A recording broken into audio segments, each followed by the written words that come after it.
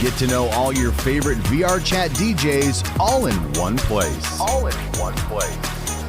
This is VRCDJLIVE.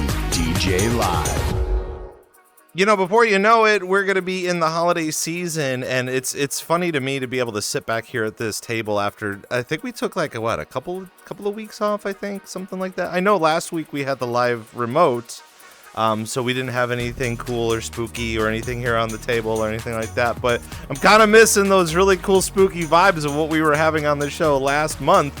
But before you know it, you know, we're going to be having Turkey Day, and we're going to be into Christmas, and we're going to into New Year's, and it's going to be a whole mess of all sorts of different things, which we're actually going to be talking a little bit about tonight. So welcome on in to VRC DJ Live. I'm Rob Roman, your host, and if you're brand new here to the program, we talk to everybody here in VR Chat, whether it be from DJs to club owners to dancers to VJs, which I know I've been hearing that there's a lot of VJs in our community that really want to kind of come on the show and kind of talk a little bit about that whole process and a better understanding, especially with the different skills that people are doing in here, and how they want to transition and make that into their IRL kind of, not really persona, but their IRL gig, and finding that fine line. I feel like even now in 2025, we've been getting a lot of people that want to go pro or even are thinking about going pro, but not sure how to make those steps. And wouldn't you know it, that our guest on the show tonight, it's a late show tonight, but hey,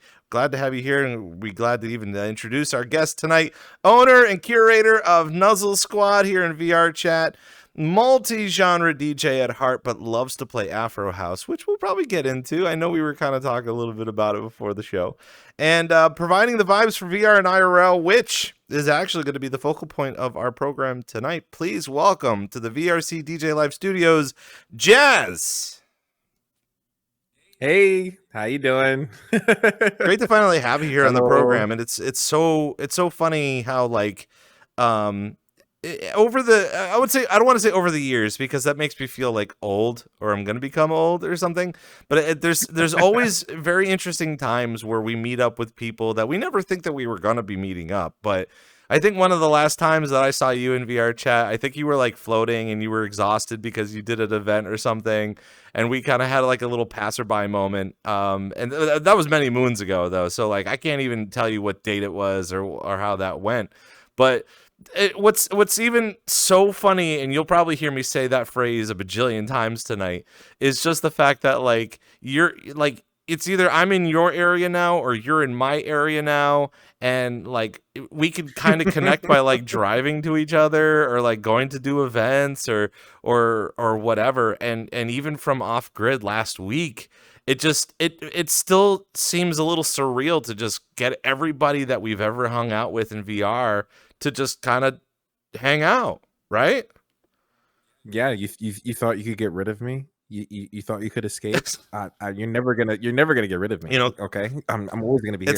Listen, I the reason why I say I live in Orlando is because Orlando is much larger than the town that I'm currently living in. But at the same time, I'm just like, if you think that you could just fly into the airport and be like, I'm gonna find Rob, I'm gonna figure out where he is, I feel like Jazz is gonna be the first one to be able to kind of hone in on my location and just be knocking down my door, being like, DJ, you want to DJ?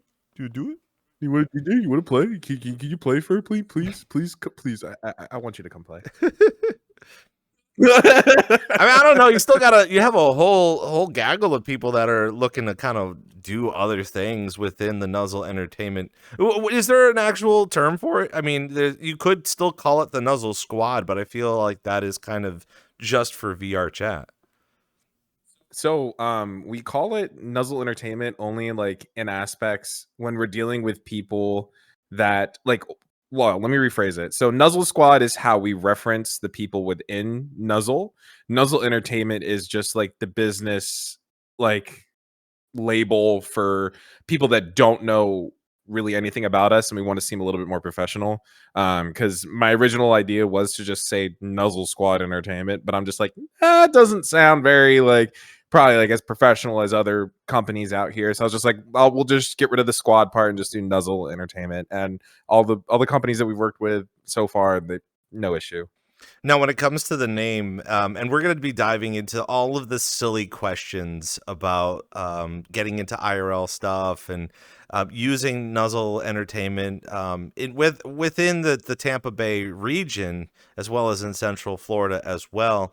But I feel like in your expertise of understanding just the sheer mass of the different entertainment values that Central Florida could be giving, have you felt challenged based off of other companies' names? Because I will say out the gate, you know this answer already because we've had this interaction. But my roommate, we came down to an open decks a couple of months ago, and he's a VR chat guy himself too. But he was just like Nuzzle, like furries, and I'm like, no, not furries.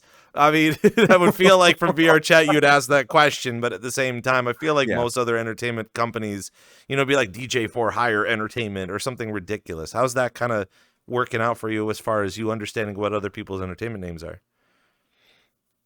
So, like, I guess understanding is just like everyone else's names are like pretty cool, pretty catchy, and like actually have something probably that like ties them to the Tampa area and Central Florida area a lot better. Like, you got TK Entertainment, because it's what is it, Tampac karaoke or Tampa karaoke, like, and then they just abbreviated it so it sounds cool, But I'm coming over here with just like Nuzzle Entertainment, like everyone's probably just like, what is that? Like, but honestly though, I think the crew and the team and like everyone that's been like working with like events on this, we've kind of like established ourselves as like just a regular music entertainment group, just as anybody else out there. What I find so interesting too, that hopefully we'll get a really good understanding about tonight, is just the fact of that too, is just like there's so many people in VR chat that are willing to want to go professional or showcase what we've got going on here. We're going to break all of this down a little bit later on in the show, but it's so fascinating to me because every time that I see someone like you succeed, I'm just so like I'm so like it's kind of like a television series where I'm just like I can't wait to see what happens next. I want it to move so fast, and I want great success for you and understanding, because I'm not saying that Thank you. since you're in the forefront of it all and you're starting to get to understand how to do it. I feel like a lot of people are in the back silently taking notes, and they're just like, geez, I wonder what Jazz is up to next. I wonder how Jazz is going to handle a lot of this.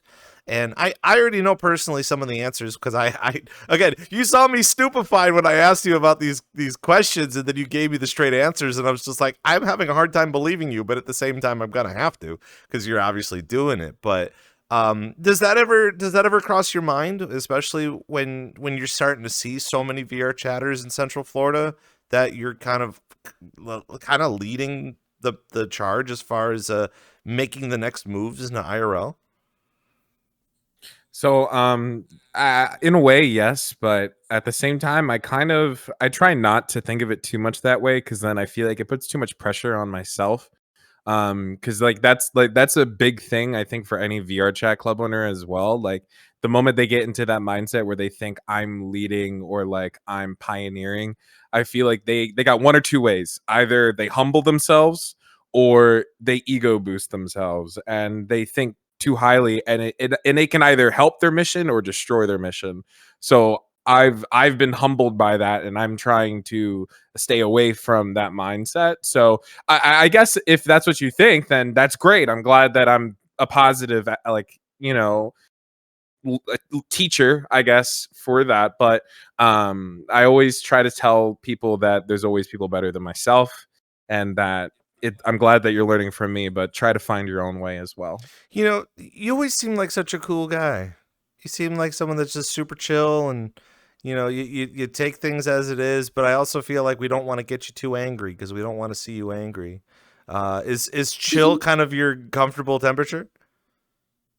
Yeah, I'd say chill is usually where I'm at. I'd say like my biggest flaws, because my biggest flaws is always worrying about other people. Like, I'm always worried about others, and that's my biggest flaw and my biggest Achilles heel.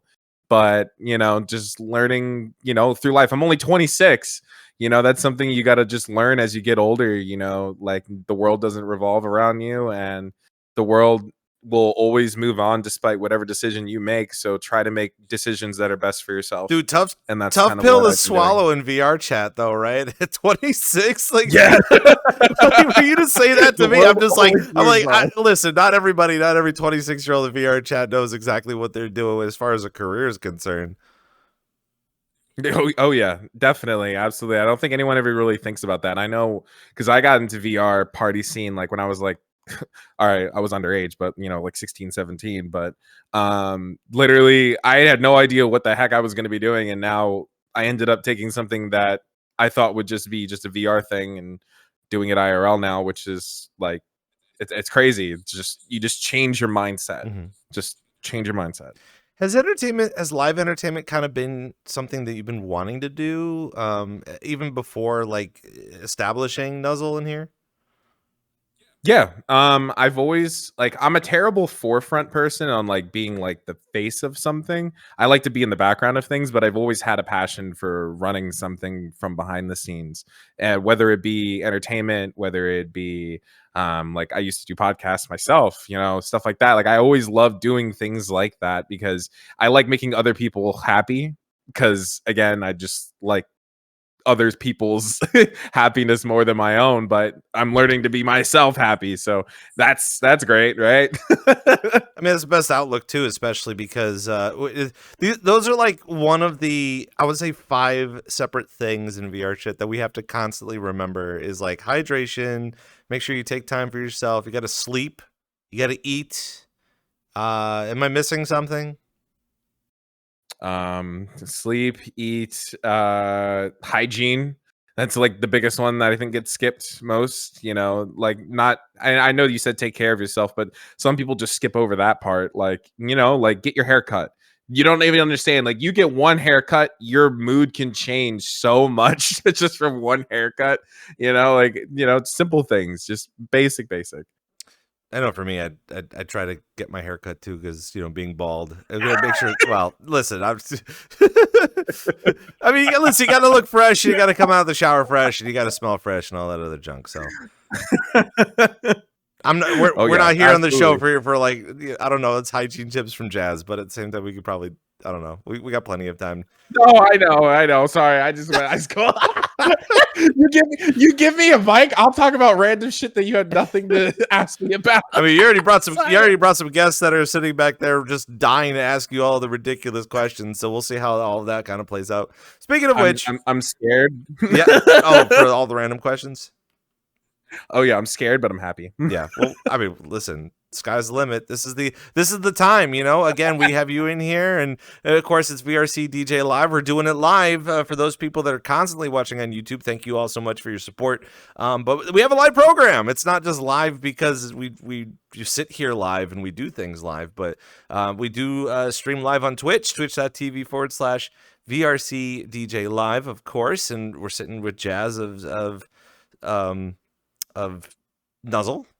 Hey. And asking the questions, because as we've always been kind of alluding to is that when we do have DJs in here, we see them and we see them perform, and then we also feel like it's impolite to walk up to a DJ and just start blasting them with 20 questions and all that sort of stuff. And at the same time, once you're done DJing, you're gonna want to go take a poop or get a water or just wipe down the sweat or whatever, however you do it. But you seem laughing like personal experience or something. Is there? Oh yeah, every set. Like as soon as the next guy comes on, I'm out. Sorry, peace. Hey, okay, listen, shout out to my buddy Murdoch's. Also guilty of that. They will disappear right after their set. See, it's a thing. It's a DJ thing. I'm telling you, we have to run and go either piss, shit, smoke, take a quick nap, wipe the sweat off of our foreheads. Just give us like a couple minutes. That's all. Just give us a couple minutes. Yeah.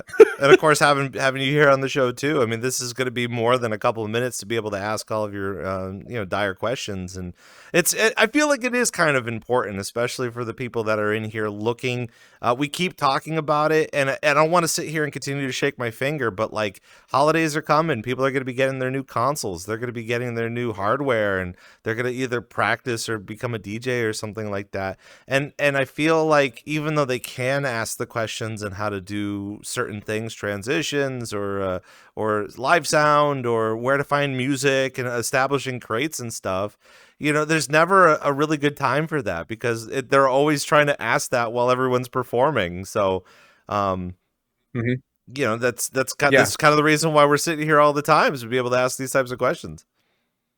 Honestly, yeah, I think it's a really good idea to do these types of things. Like that's it's honestly really like inspiring and happy to see that you're doing this show, because that was something that ties into a previous map that I made, where we had like our own little studio space where I wanted to actually like interview DJs as well right after our events, and like ask them like what they felt and like what they would do in the future and what advice they give to other people.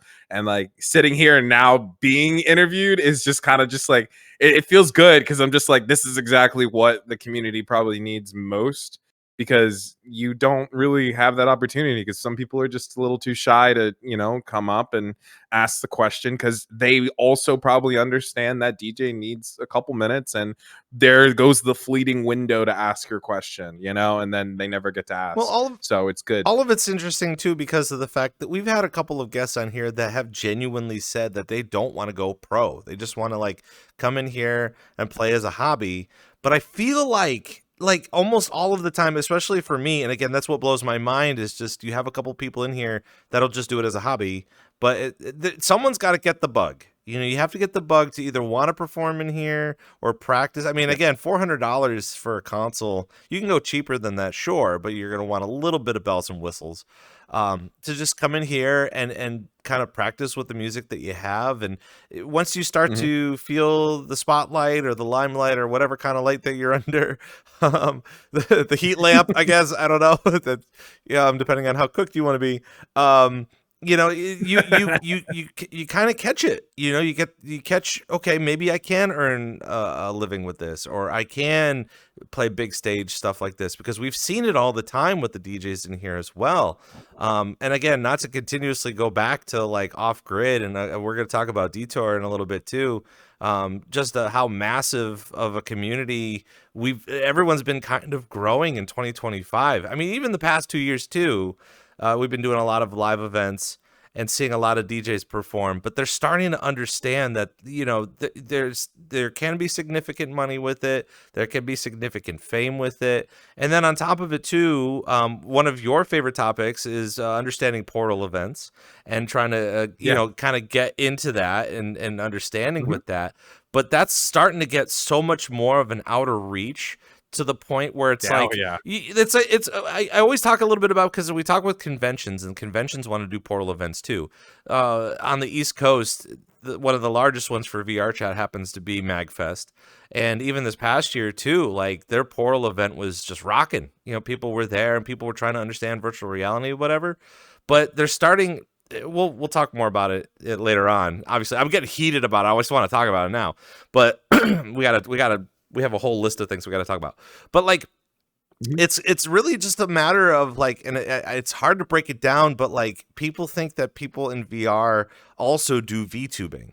And since the VTubing community is starting to grow, they're constantly thinking that these characters are still considered as a VTubing model, which it can be, and you can do that in here. It can. But being able, there's a strength in that. There's a lot of conventions that want that, especially at TwitchCon this year. They had all those little like roaming TV stands, the robotic TV stands of all the VTubers. There was at least 25 more than normal at TwitchCon this year, comparable to previous years. So just, again, giving that understanding and then talking with the DJs in here, we have to kind of figure this out, because you can come in and do this as a hobby.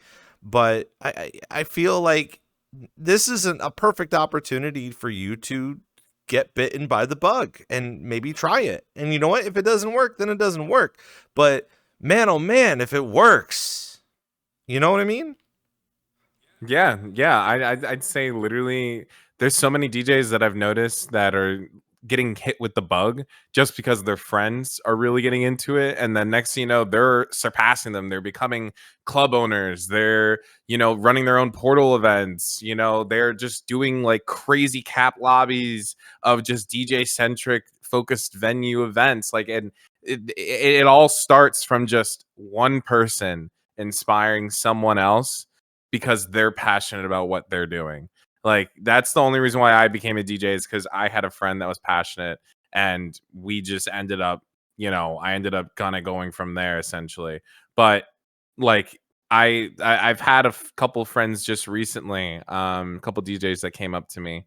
I don't want to name names exactly 100%, but they came up to me and they told me, they said, "Listen, thank you so much for giving me an opportunity, because now that I played for you, I'm going here, I'm going here, I'm going here, and I'm starting to do a lot more, and it makes me happy. It really does make me happy to see someone, because I went through those steps. You've been through those steps.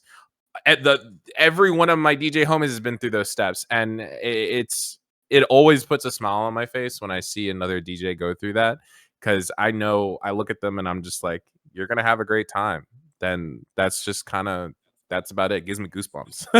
Do you think we're kind of over the whole shoot, we had a term for it here in VR, where it was like a cookie cutter VRChat DJ 101 setup with like the Flex 4 and I'm trying to remember, like virtual DJ or something like that. And where people were like making their debuts, or they were testing the waters. And I think a lot of people were grumpy because when they do their debuts, they had 80 people in the instance, and you're sitting there going, how come I don't have 80 people in my instance? And they're just starting DJing now. Like, are they ever going to be good? Are we over that right now? I mean, are we going to be moving on to like empowering people to continue to come in here, or do you think that, I don't know, I feel there's a couple people that I've been talking to lately that are just saying that there's far too many DJs in here to even begin with. Oh, I mean, definitely. I mean, there is definitely a shit ton of DJs in this scene, but at the same time, that's what real life is like too. There's DJs every corner. So if you feel like that's something that's only happening in your world, it's not. That's the tough reality of it, unfortunately. But at the same time, though, it breeds the best of us. An atmosphere like this breeds the best of us, not in just terms of who you can kiss ass more to, whatever. Like, it's not that. No, like, there are just genuinely talented people that know what they're doing and love what they're doing because of how many people there are out there. And it drives them to be, not in a sense of like a negative competitiveness, but it's a positive competitiveness. And that's something that people need to understand, is that you can be positively competitive without being negative. You can completely be that way. I could list easily one DJ in particular who was always a positive competitive for me, and that was my homie DJ Dougie. Literally, I always look at that person and I'm always like, you're fucking crazy good. And I always I don't like place myself like against them. I just look at what they're doing, analyze what I'm doing. If they're doing something better than me, I'm going to try to improve that part of myself as well. And that's kind of always how like I've always been. And there's a couple of the DJs too that are way better at that as well than me. Like, socially, like, I'm a terrible social person. I can be absolutely terrible when I'm around large crowds, but like the one person in particular that's actually here right now, fucking Twilo over there, Twilo and fucking Matthew, right? They're crazy social people. All right. I wish I could be as social as they are, but I'm working on that. But at the end of the day, sorry, I go on a tangent, but always stay positively competitive with your DJ friends. Don't feel like just because you're not getting an 80 cap instance, you're failing. You're not. You're literally, you're not failing. The best advice I can give you is, at the end of the day, you record your set, you post your set, and you share your set consistently over and over and over again.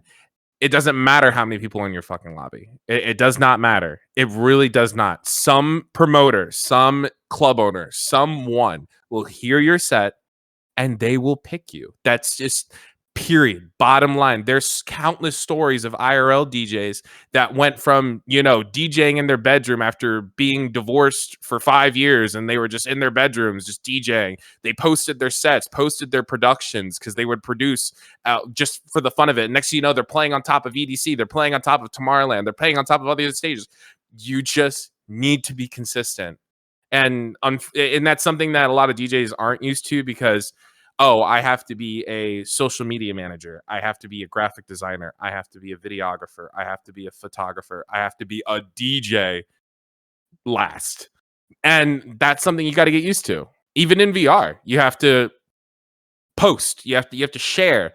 So don't worry about the numbers. The numbers don't matter. At the end of the day, it's how you sell yourself in terms of your content and the music that you make. So I don't give a shit about how many people show up for my sets. I honestly do not care. Don't care. You could have one person in your lobby, and that one person, I've always said this, that one person will always make me happy. As long as there's one person I can see out there, even if there is none, because I myself am a person out here, right? So shit, I'll turn a mirror on and just look at myself then at that point if it's just me. But find just, either yourself, find happiness within yourself, or find someone else that truly enjoys what you're doing, and you'll soar. You'll just soar. I'm really happy that you even brought that up too, because we're going to talk a lot about it. I think we have to continuously bring this up maybe every 3 months or so, 4 months. It's kind of a reality check of just like, with everything that you could be doing as a hobby or as a profession, or hell, even at work, you think that you're the best like employee of the month or something like that. Someone's bound to mess up. You're going to skip, you're going to mess up. Something's bound to happen. You kind of have to just pick yourself up, dust yourself off, and continue on with what you're doing. And in VRChat, kind of not really exclusively, but just within VRChat as well, you have so many people that are just so focused on stardom. They're so focused on being famous, or trying to make that content and really making it work. Obviously, through Twitch as a platform, which again, we'll have to find even more time to talk about Twitch right now, because right now Twitch, everybody's trying to figure out which platform they want to be, but the things that they've been getting from the platform really hasn't been aiding them as much as they've been wanting to. But with every sort of profession, you will have those, and with that comes learning. Like, you're not going to learn of a scenario until you're in that scenario to begin with. And even if we're going to go real bare bones with this, even performing in front of one person, while you're level-headed and you're able to say, oh, well, that's cool that we have at least one person coming to my show and seeing me perform. That's better than no people. But even with no people, you could just put up a mirror and entertain yourself. And, that's always we all have mirrors in our house. We entertain the fact that we brush our teeth in front of our face all the time, or look at ourselves. Exactly. We do that. But there's that level, there's so many psychological things that we all have to go through as DJs or beginner DJs or learning, that we have to continuously sit down and say, this happens. Especially for the new people, because they think that, we've talked about this on the show when we had Tony on the show. Everyone believes that Shelter is the end all. Everyone believes that once you perform at Shelter, that's it. You've got the high score. Yeah. You mastered DJing in virtual reality. That's it. Like, you can't get any better than that, and you totally can.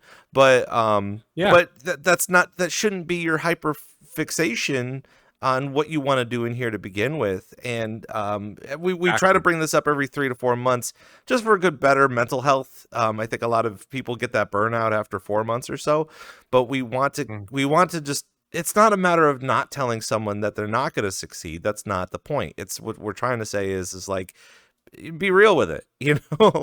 Like you don't have to be performing here all the time. You don't have to be performing every night. You don't have to be performing 3 shows a night. I think a lot of Saturdays, everyone's getting eat up by clubs and they just want to do that. But being Yeah. real with it is super important, only because not only the fact of it happens in VR, but it happens in real life and with a lot of different places too. Yes. Oh yeah. Absolutely. Yeah, you can just burn yourself out by doing that. Like I would just honestly say, like, if that's your thing, cool. Like if you want to go from one event to the next to the next to the next. I mean, for me personally, I'll enjoy one event a day. I'll stay there for that entire event from beginning till end. Unless God forbid I'm busy with other things, but IRL comes first if we're talking in VR sense. Even IRL, like, same thing applies, but for the most part, like, if you truly want to, like, put yourself out there, is kind of, don't worry about how many sets you're getting booked for. Change your, like, the best mindset if you want to get booked more, is to just stay, like, actually stay there, and, like, like, show your appreciation for the place that booked you. Not saying you have to go there every week, but if they book you, show your love, and you'll always get more opportunities, and you'll build better bridges than burn them.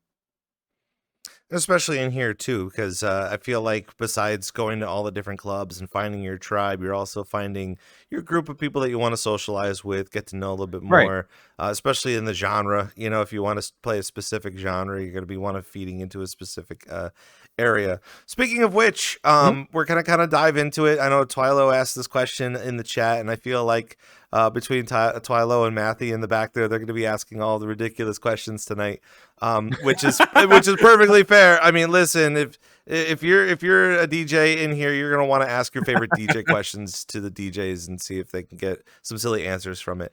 But I want to be able to break down Nuzzle, and I want to be able to break down Nuzzle Okay. Squad. I feel like, and I'll be honest with this, because I feel like with your moving from the Pennsylvania area down to Tampa, there hasn't been as many Nuzzle experiences as a couple of years ago. They still happen, which there is an event coming up very soon that we're going to be talking about as well. I'm very excited about it. But yeah, for the first question, obviously, is how did that name come to be? How did Nuzzle Squad ever start with the name? All right, so it's a crazy story. Most people don't even know, but I used to be a VTuber, and I had this server for years. Literally, Nuzzle Squad was my personal friend server. And then I converted it into a Twitch Discord, and I tried to think of, like, what would be a cool name for my Twitch, audience. And I was like, I'm like, what do I like to do in VR a lot though? I'm just like, oh, I like nuzzling my homies, like, and I'm just like, all right, cool, okay, nuzzle. And I'm like, all right, well, what, we just call them nuzzlers? That was like my first initial idea. I'm just like, nuzzlers. And I'm like, no, no, no, let's make it cooler. So I'm like, all right, Nuzzle Army, Nuzzle Squad. And then I was just like, click, boing. I was just like, all right, that's cool. So rename the Discord to Nuzzle Squad. And then we were rocking that for a while I was VTubing, and eventually I got tired of VTubing. I eventually wanted to stop. So I stopped doing that, but then I got into the party scene in VRChat, and I was just like, you know what? Let me try hosting my own events, and I gave it a shot. We started off as a social DJ party club. We weren't DJ centric for like at least like a year and a half. We were just focusing on just having a good time. That was it. That's all we cared about, was having a good time. And we did that for a while. But eventually I got into DJing myself. And then I realized, I'm like, wait a minute. I'm like, these DJs are putting a lot of time into their craft, and I'm like, why don't I, now that I had a platform, I'm like, why don't I try to, add more to the DJ and give more value to them? So I was just like, you know what, let's become a DJ centric. Let's just become DJ focused. No pool tables, no bars, no bottles, no nothing. Like, I got rid of everything. And that's when the whole culture of the community changed, because we lost a lot of people from doing that, because we weren't the drinking spot anymore. We weren't that like that. We didn't promote it. We still love people that drink or whatever. Like I don't care. You can do whatever the heck you want. But it's like I'm not promoting you to do that anymore. So we changed, and we lost some people, but we also gained a really good core community of people that were just there specifically for the music. And that's when I realized, I'm like, this is what I want to do with the community from now on. And I did that for a really long time. We did that for, I don't even know now, it was like what, 3-4 years, something like that. Just grinding events. But at some point, like we talked about earlier, it's like you have to take care of yourself. And my downhill started when my mom, she got ALS, and I was taking care of her for 2 years. I went from having a social life. I would go clubbing out with like my friends and my coworkers. We go out, we go party. I'd come home and then party with everyone in VR, and I would have a great time. But eventually I worked and took care of my mom and tried to run events in the same house for like 2 years.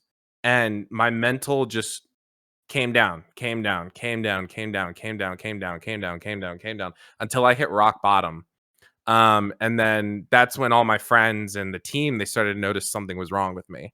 I was acting different. I wasn't the same like I used to be. And I was at that point where I realized, I'm like, shit. And I'm like, let me try to see if I can force myself. And that was my mistake. Instead of choosing myself, I chose, I want to make everyone else happy and keep making events happen. And that's what I kept forcing myself to do. And that made it worse for myself. And it only made my mental worse, and it made me push people away, essentially. Because if you can't take care of yourself, you can't take care of anyone else. That's what my dad always taught me, and this is something I'll always try to like live by. It's like you can't feed yourself and someone else without having to let go and pick the other thing up. Like you can't do both. You can't do both. And I decided to, once I came down to Florida and I met my girlfriend, Athena, shout out Athena. She's either in this room right now being quiet or in the other room listening. But I met her and I decided to come down to Florida, and I took a break I took an initial break. And I was just like, I thought to myself, I'm like, damn, I'm like, my mental's been getting so much better. Like I'm not grinding events to, distract myself from processing what I went through, because I don't wish that on anybody. No one should have to watch a relative pass the way that she did. Like we were given false hope from all the doctors. All the doctors gave us false hope, saying like, oh, we're going to try this treatment. There's experimental treatment, one after another. And eventually we knew it was just a lie. It was just a lie at that point. And that's the thing that hurts the most. And I think anyone can relate to that, is when you have hope and your hope gets shattered. That is what destroys a human. That is what destroys you as a human, because what makes us human is the fact that we can hope amidst the worst situations. That's what makes us great. And you take that away, you take away that human aspect. And I lost that for myself. So I decided I'm going to take a break from events. I'm going to just focus on bringing myself back up. And by doing that, eventually I went out into the Tampa DJ scene. I was just like, you know what? I keep seeing these events on Instagram that are like, hey, we're doing open decks, come through. And I'm just like, that little DJ candle, that little light inside of me started to like flicker a little bit. And I'm just like, I kind of miss DJing. I miss it. I miss it a lot. And I was just like, all right, I'll go. And then I went, and oh my God, literally, it was the greatest decision I ever made, because I was able to meet some of my closest friends now in Florida. And they came up to me because they could tell I was kind of an outcast. No one knew who the hell I was. And these two guys came up to me and they started talking to me, like, like introducing me to their friends, and they added me to their Discord, and not like a big time Discord. It was literally just specifically for DJs to just quick chats to each other. But that was enough to make me have hope that maybe I can bring that spark back in myself, and that maybe taking that time away was actually good, because it didn't feel like it did before. It didn't feel like a distraction. DJing was no longer a distraction for me. It was actually like what it used to be, something just fun to do. And it took a lot. I'm trying not to get emotional, but like I can't help it. But I started to they started inviting me out. Like they would be like, "Hey, can you want to DJ with us on this event? You want to DJ here?" And I'm like the little child in me that's just like holding out a cup for spare change. I'm just like, "Oh, really? You want me to come?" I'm like, "Okay, I'll come." I do. I mean, So we're all in that go. too. Like we have those times where we're just like, man, I really wish somebody would reach out to me and go watch a movie or something. And in this case, Yeah. it's almost the same thing. Yeah, like literally, like that's all it takes. Like, also, while I have this opportunity, shout out to anybody suffering for any mental, any mental illness, any mental behavior issues, whatever. You're not alone. And sometimes all it takes is just asking for help. Just ask for help. That's what I've had to come to realize. And that's something I want to tell you about too, is like, well, I mentioned it earlier before we sat down and started talking, whatever, but I'm medicated now because I suffered from depression. I was suffering from anxiety, and I decided to finally get help. And that's all it takes, is just get some help, and don't feel like you can't ask for help, and don't let yourself build up to the point where you have no other choice.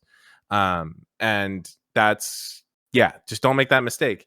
And once, back reeling it back on, I'm sorry, off topic hard. But we decided we're going to come back and do an event on the 20th. Like you mentioned, you hinted at earlier, we're coming back, and we're going to come back differently, because I want to make it something fun again. I don't want it to be, oh, every single week, come on through. Like, no. We're going to do it the way that we used to do it. We're going to do only 2 events a month. It's going to be not a short event. They'll be kind of long, 6 hours, whatever, but I want to keep it short. I want to make it something where you'll want to come, and you don't really expect the same thing. Like you can't guess like, oh, it's going to be just like last week. Like, no. Like, it'll be a better, even if it's in the same map, it'll be a different experience each time. And that's what I want to do again. I want it to be something memorable. I don't want it to be cookie cutter. I don't want it to be a machine. I want it to be what it used to be. Just something fun. That's it. And it took fixing myself to realize that I missed that. And so shout out mental, health, take care of yourself. IRL comes first, always. There's a lot that we have to unbox here. There's a lot that we started, not to go off on a very funny tangent, but it all started with, how did Nuzzle begin? Like, well, what is the Nuzzle? And then it was just like all this stuff. No, it's fine, and it's important. All of this is very important to the whole process with it too. And being able to hit this really, really early is important, especially and I feel like we all have had instances like this. Not like yours, but like instances like this where you'll always have somebody that is going through a thing, and they come in here and they're in VR chat, and I don't want to say it's their entire personality, but at the same time, it's the only thing that they can think about. My mother is handicapped. She's been handicapped her entire life. And for me, I had something similar happen where she lost her leg. Like that's it. She lost her leg because of her disease. And within maybe a couple months, she broke her other leg. Very serendipitous kind of moment in time. But I had to aid her for a year as well, and it was kind of a struggle for me because I was just like trying to keep up with everything, with the streaming and the content creation and the performing and the work. Like I was actually at work at 2, and I couldn't really take too much time away. But the experience of it all is like I think we've all kind of come across at least one person in here that constantly feeds that. And it's not a matter of they need sympathy, but I feel like it's a matter of maybe you should take time to deal with it instead of like telling everyone about it. It's important for your friends to know where you've been, but there's means that like they could reach out to you, or they can reach out either, through Discord or Instagram or Facebook if you got it and all that other stuff. But that's the important part, is just like, as much as you want to tell everybody about everything that is happening, maybe you should spend all of the rest of your time dealing with the things that you need to deal with on your own time. You can always come back. You can always come back to work on more projects and stuff. In this particular case, I'll ask you a question in a little moment about the differences between when you left compared to you coming back, and now that you're seeing that this community has literally exploded. It'll be interesting to see where that transition continues on, and when you come back to do more events and stuff too. And you also brought up a very valid point too, of just being like, the cookie cutter part is like, it's fun to do events here all the time. I feel like it loses its sparkle or its shine if those events are constantly happening. You should probably take a break every so often for better mental health too, or maybe find a better opportunity as well. It's, as much as you want to put on events, you're only one person. I'm sure you got a whole team, but I feel like you also want to perform as well. And it's hard to perform during an event that you're also planning as well, because who's going to take that time during your hour to fill in for you, and when all hell breaks loose, or the fires start happening and you got to put them out. So all of that is important too, and being able to break all of this down to get a better understanding. And again, the weird part about this show that we'll continue to dissect, because I'm sure you'll come back in a moment. You kind of you literally exploded. I'm coming back. It would have been funny if we actually saw like your body go that way, but I'm not sure if that actually happened or not. But we'll let you calibrate and we'll get back into it. But just losing my train of thought because you folded like a pretzel. But being able to understand that and hit it early. And one of the things that we constantly talk about on this program that I think a lot of us forget about is just the fact, oh man, I'm just losing my tracking on this, is that there's so many people on the internet looking to do what we do in here currently. So we're constantly in here, we're constantly in the scene, we're constantly in the community. We know what to expect, we know what we've seen, and we know about all the doldrums and all the things that are negative and positive in our community too. But there's so much more people on the internet searching for, how do I become a VR DJ? How do I download Tractor? How do I use Virtual DJ? What console is this? How do you stream this? How do you do all of this? And we keep forgetting that because we know how to do that. But there's also, and I forgot who I was talking to about this recently, but I think it was Medlish. I think it was when we had Medlish on the show. He was just like, there's no real beginner 101 video on how to DJ in virtual reality comparable to we do all of this in virtual reality. You have plenty of videos that showcase our communities and the things that go on in here. But it's almost the same thing as like, where's the 101 video of how to make friends or start a community or be a part of a community in VR chat outside of, oh, you just have to go to Publix and climb the ladder like we've always done. I feel like it's a rude thing to say, but like that's kind of it too. It's just in here, the rule of thumb is you just perform. You just go in, you go to a lobby or perform. Not everybody wants you to do that, but there's got to be a much more simpler way to do it. So there's all of that kind of going on too. So For you to be able to, first of all, this is a hell of a journey for you to go through, and for you to experience what you had to experience. I feel like everyone has had a version of that in their own life. Maybe not as extensive as a whole year, but with everything that does happen in life, there is ebb and flow. And who would have said that you would have been put into a position that you're in currently without that ebb and flow? Not saying that that was the most perfect ebb and flow, but you're still kind of gaining all of that knowledge and understanding, especially the people that you were meeting in the Tampa Bay region as well. You know, that's super important to understand. And also too, the fact that like now you're getting to understand what it's like IRL. I feel like everybody that's performing in here, they already know the concept of finding friendship in here, finding the right clubs, or asking for bookings in here, because we've been doing that for the past 5 years or so. But everyone is still afraid to go to your local clubs or go to your local bars or ask those questions.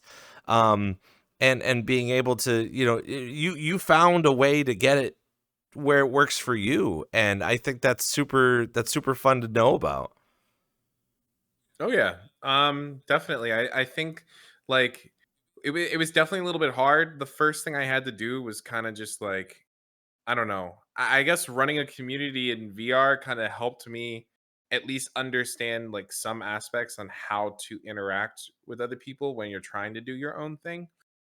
So like when I talk to some of these DJs, I would ask them what I would do in VR, essentially the same thing. I'm just like, hey, do like you guys know any other DJs that you recommend for events? Or hey, do you guys know any places that are looking for DJs? You know, just ask.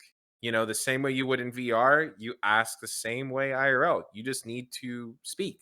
Just all it's all you have to do is just use your mouth and just talk. Like it's so simple, and like I feel like a lot of people are afraid of it, but at the same time I understand. So that's why the way we're doing it is that I want to make it as easy as possible for a VR DJ. At least if you're in the Tampa Bay, Central Florida area or whatever, I have like a bunch of different clients that I work with, and they do events weekly. And what I do is, if there's any DJs that I know from VR, if I've already heard your sets, I already know it all, and you want to play, literally, it's as simple as just asking me, like, "Hey, can I come out and play?"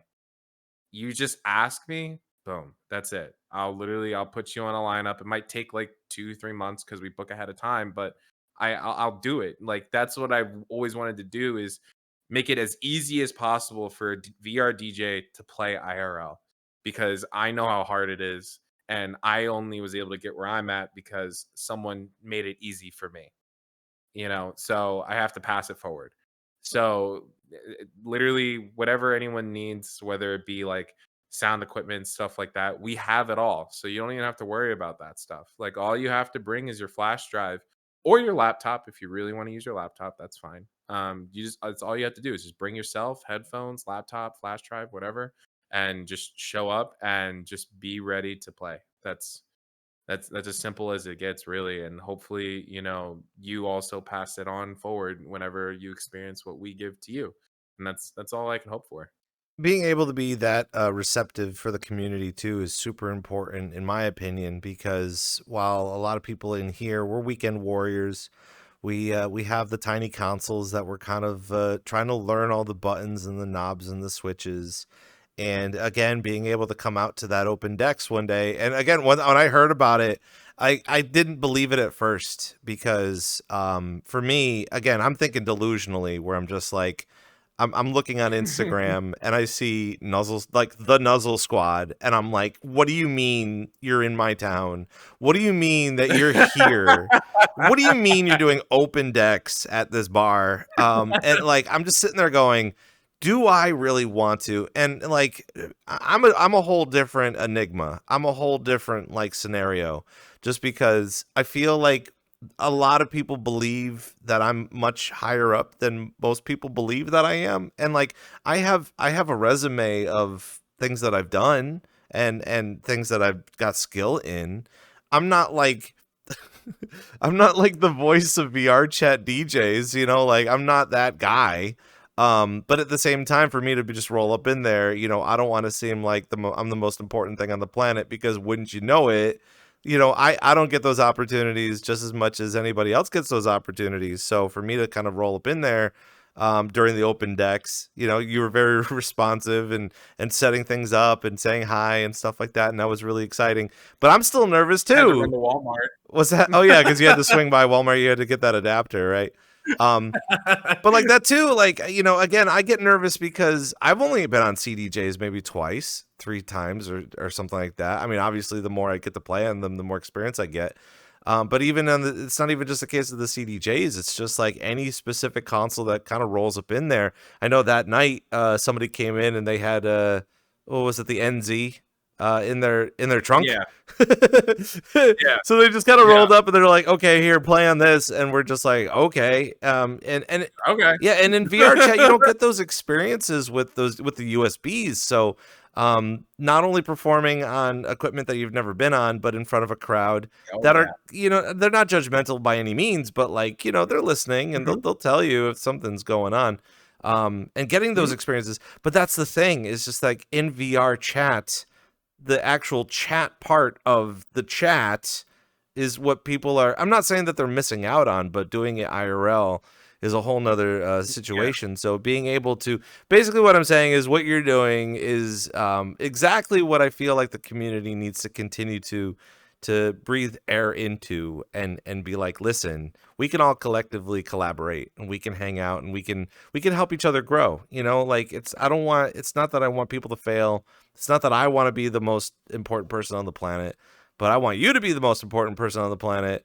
In this particular case, I think your forward motion in the Central Florida area has really speak volumes within our community. And again, talking more about off-grid too, just the fact that there were so many people down here anyway, like they're going to start picking that up and say, listen, we're going to come out.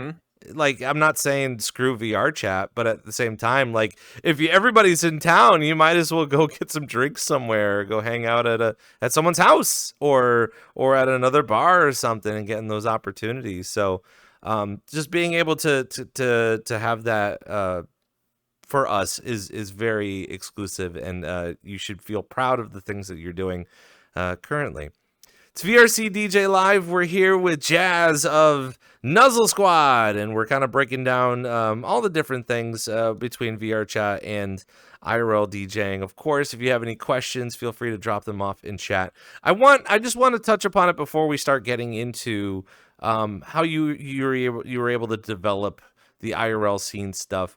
Is since you took that break, and I would assume that you've had some time to kind of reflect on the different videos that you might have seen about the VRChat DJ scene from when you started Nuzzle to compared to when you came back.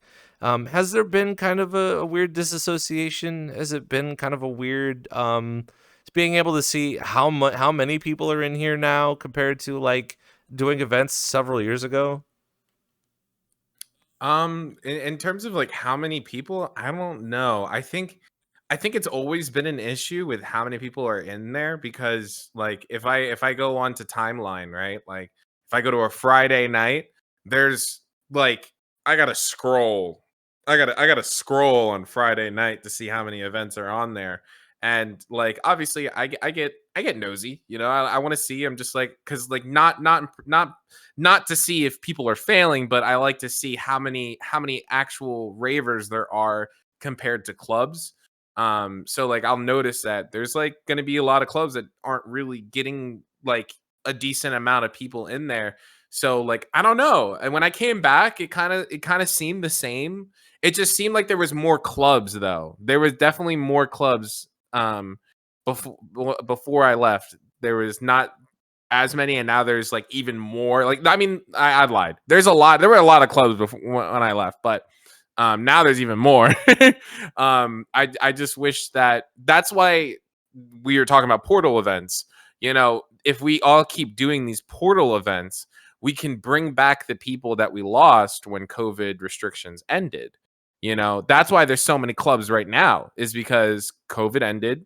There was a shit ton of people, and they eventually started raving and clubbing IRL again. and they weren't doing it in VR. So it left a bunch of clubs out here that are still running, still doing their own thing, but it's just not, as it was then, as it is now. And there's nothing wrong with that, but we can fix it. We just need to put ourselves back out there. We need to put ourselves in the IRL sphere and be like, hey, we have something to offer you. We have an experience that you can't get IRL. God, you can't fly on an asteroid surrounded by rift portals. I'm pretty sure I've already hinted at where I'm talking about. And see crazy visuals and stuff like that, right? You can't find yourself in the middle of a nuclear reactor plant, raving while it's pulsating or something, right? You can't DJ in a cathedral surrounded by ethereal illusions and shit like that, like you can in VR. There's so many things that we can offer. We just need to put ourselves out there and just take that step. So the more clubs keep doing portal events, like I keep saying, going to conventions, throwing portal portal booths, at conventions, that only entices people to want to come in more. And that's something that I've enjoyed to do out here because that's all I do. Whenever I do an event, I talk to people about they ask me, they're like, hey, so what made you do this? I'm just like, well, I used to be a VR DJ. They're like, a VR DJ? What's a VR DJ? And I'm like, I explain it to them and they're like, what the hell? That's so cool. And then all these DJs that I've met, all of them want to play in VR. Every single one of them has wanted to come in here and play in VR. We're ramping back up though. I explained that to them, we're getting back up there. We're starting to do events again, so it'll happen, but the interest is there. So if each community takes a little bit of their time and says, you know what, fuck it, even if no one shows up, even if it's at my house, literally, even if it's at my house, just invite friends over. Maybe you can make it into something more, it's really not hard to throw a renegade, just throw a renegade outside, go somewhere random, throw speakers up, just kick it, have some fun. And then you can record it and then post it into VR, whatever. That can be your starting point. You don't need to live stream it 100% right off the bat, because I feel like some people feel like, oh, I don't have enough resources to do it. You don't need to have that many resources to do it.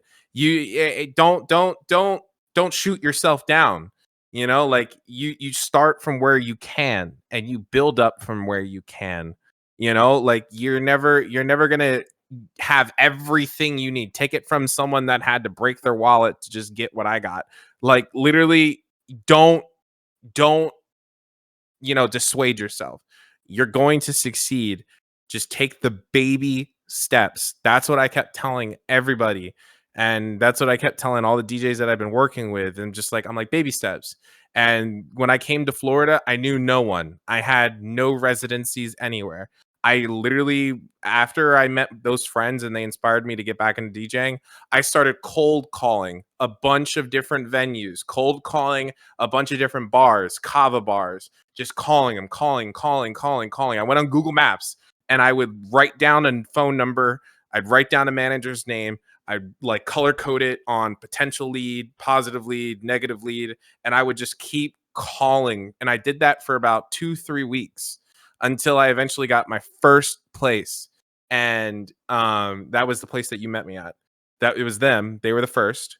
And then after them, I ended up meeting another one who now wants me to do, well, it started off with one event a month. Now they want me to do their night market events. They do vendor events now, and they want me to DJ for their vendor nights. And then I met a different company that made me a resident on Fridays, and then now I'm the DJ manager for Friday nights there. But now the next manager that just got hired, they're like, hey, I run the Clearwater location. Why don't you come over here to Clearwater and run events over here too? So now I'm going over there too. But it's baby steps. You start from nothing, and if you just stay on course, even if you have nothing, you will succeed because you manifested that for yourself. And that's what I think I was able to do, and I'm still doing. I'm not there yet. I'm still working on it, but just manifest positive energy, positive vibes, as Twilo and Matthew would say. Positive vibes. Positive vibes. It even boils down to it in VR chat too, where a lot of people they may be grumpy that they don't get on a specific booking, or they don't get enough attention based off of a club, or I mean, hell, we even get it occasionally being like, there's so many people. We get to a point where there's so many clubs, they have so many restrictions to begin with. And it's not that you'll never get to play those clubs, or maybe you will get some attention in the future. But don't be upset if you don't get it right away. It's almost like with the Twitch partner, like I think a lot of people want to be partner right away. But at the same time, you have to kind of sit within yourself and say, what am I going to benefit from this once I get it? Besides having a check mark and then notoriety, I guess. You don't instantly get the path to partner isn't the path to fame and fortune. Like, you have to make that happen for yourself as well. Oh, yeah. But even more so, I think a lot of people, including myself, are interested. Why Kava Bars? I think that a lot of people, even at Off Grid 2 was a Kava Bar, and we would have never really thought about doing a DJ setup at one of these places, let alone just a regular bar. Oh yeah. I mean, Off Grid was so lucky though at the end of the day though, because it definitely was a Kava bar. And I didn't ask I should have asked them if they were still serving Kava. But they had actual liquor there too, of course. But here's a forewarning too for anyone that does go to a Kava bar: don't drink Kava and drink alcohol at the same time or the same day. You will get sick. You'll get really sick. So just heads up on that. But yeah, Kava bars are probably like, if you're a DJ in your local town or city has Kava bars, they're the best place for social events. Because people go there to talk and network and just study, or whatever. Like, but they're there because they know that they're probably going to interact with somebody else, and they love to listen to music. Kava bars love music. So if you just ask them, be like, hey, can I throw an event here?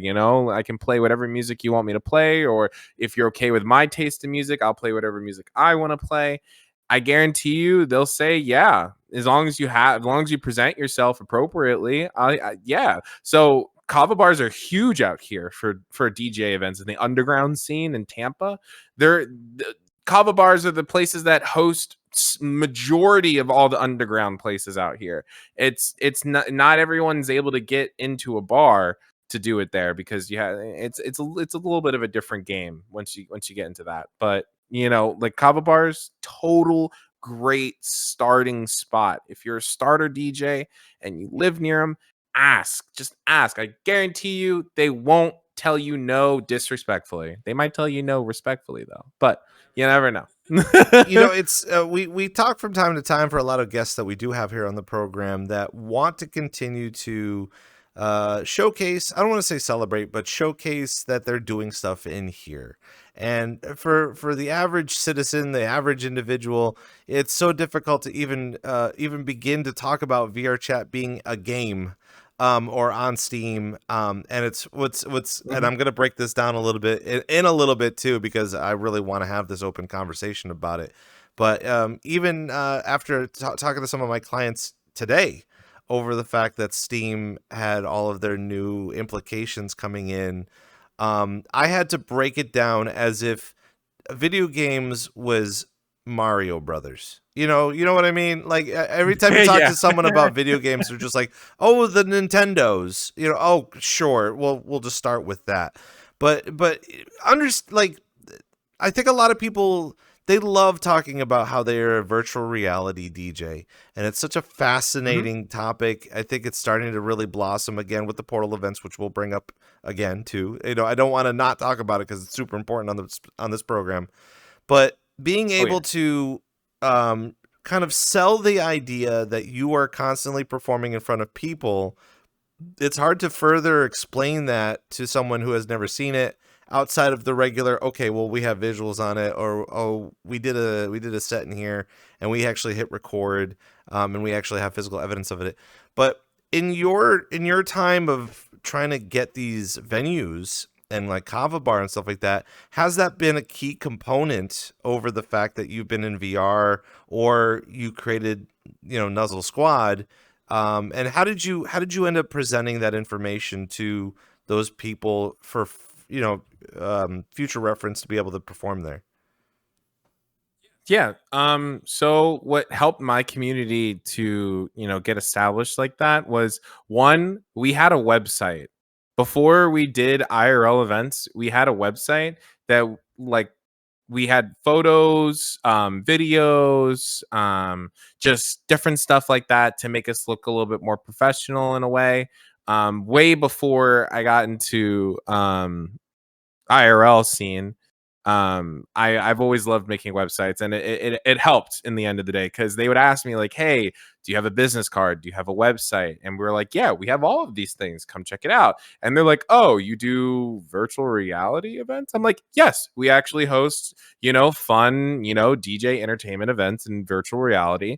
But we're also trying to branch out from, virtual reality into real life."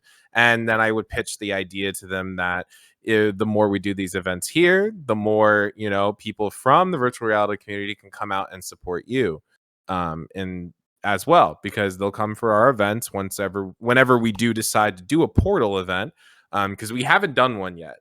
We have not yet done one because we're still trying to establish ourselves in the scene without the reliance of virtual reality attendance. So once I feel like we're baby stepped enough to the point where we're ready to kick it, then we'll full send it 100%. Every event will be live streamed. Every event will be a portal event.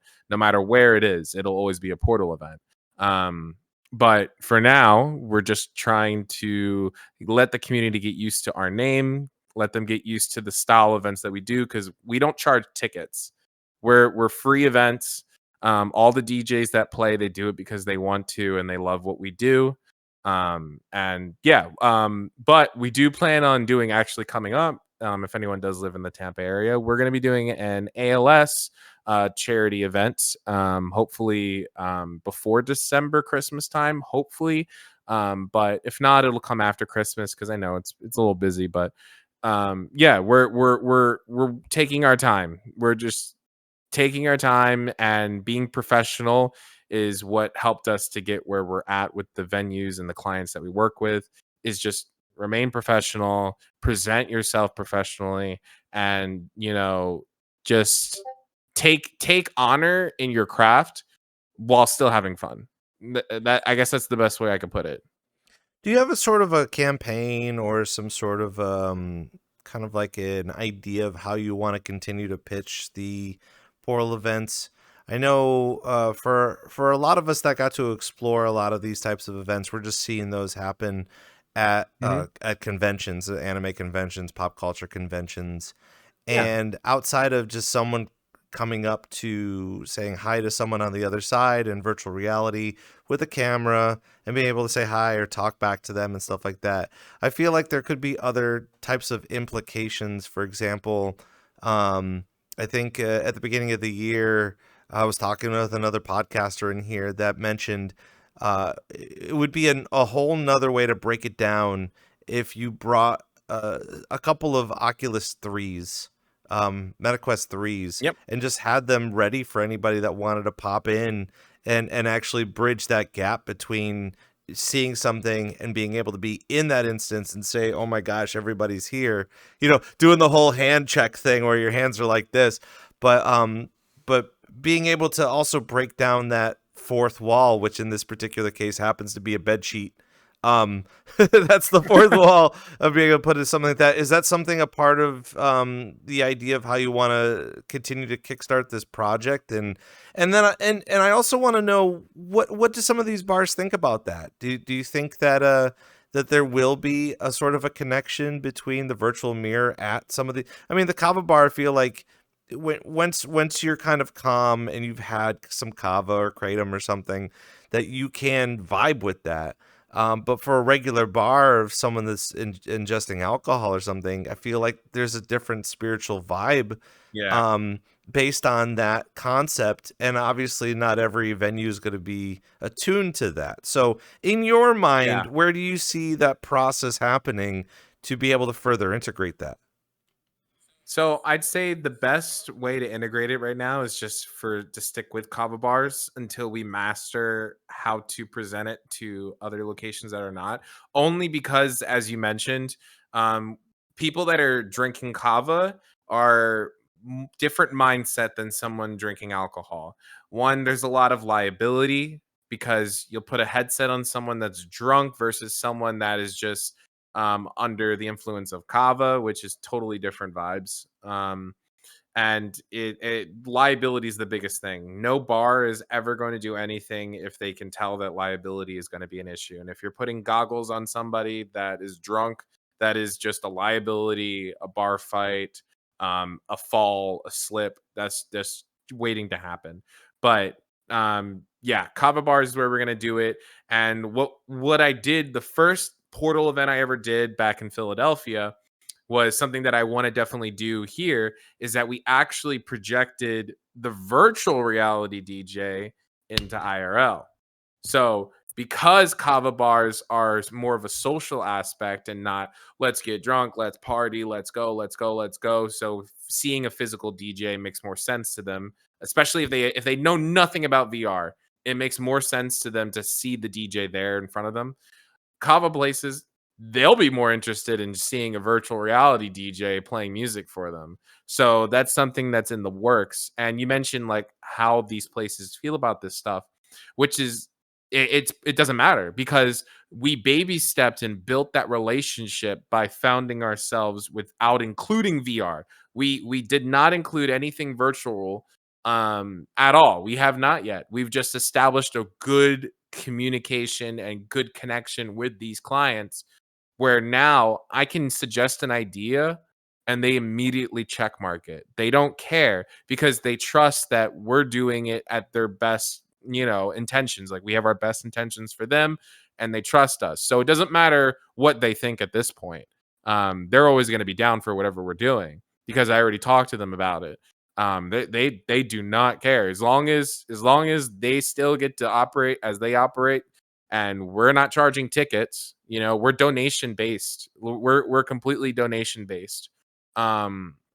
Yeah, we just go from there. We just take our time and we'll just keep going. It's interesting. All of it is very interesting, and like for me to be sitting here right now doing this show and saying yes, this is finally the next step that I think a lot of people are they're going to feed into it. And despite the fact that there have been a lot of IRL events and a lot of IRL performances, and people are really starting to kind of push the idea of doing live performances places. That bar is going to continuously get higher and higher and higher depending on what you actually want to do. Again, with even ShelterCon this past weekend selling out finally, but also with 2TD was talking about how in the new year he wants to do 4 more events, and even funny enough, talking with some people from off grid during our live remote.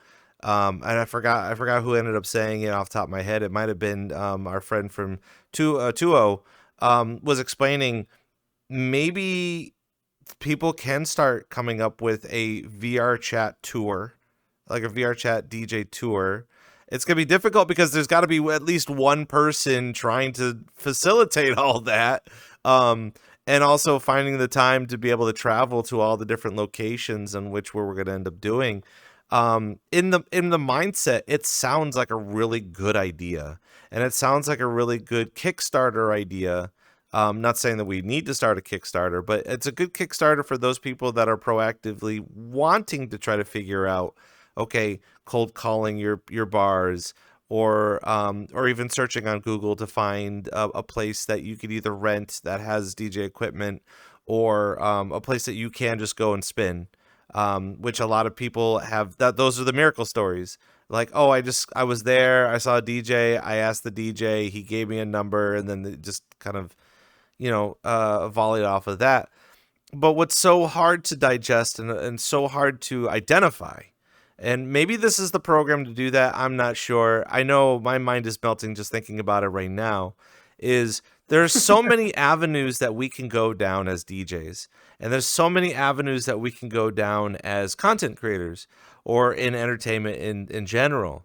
For those that VJ in here, you know, they use Resolume, they use other programs, and they're getting really good at it, but they're also kind of behind the scenes asking other VJs, what do they do?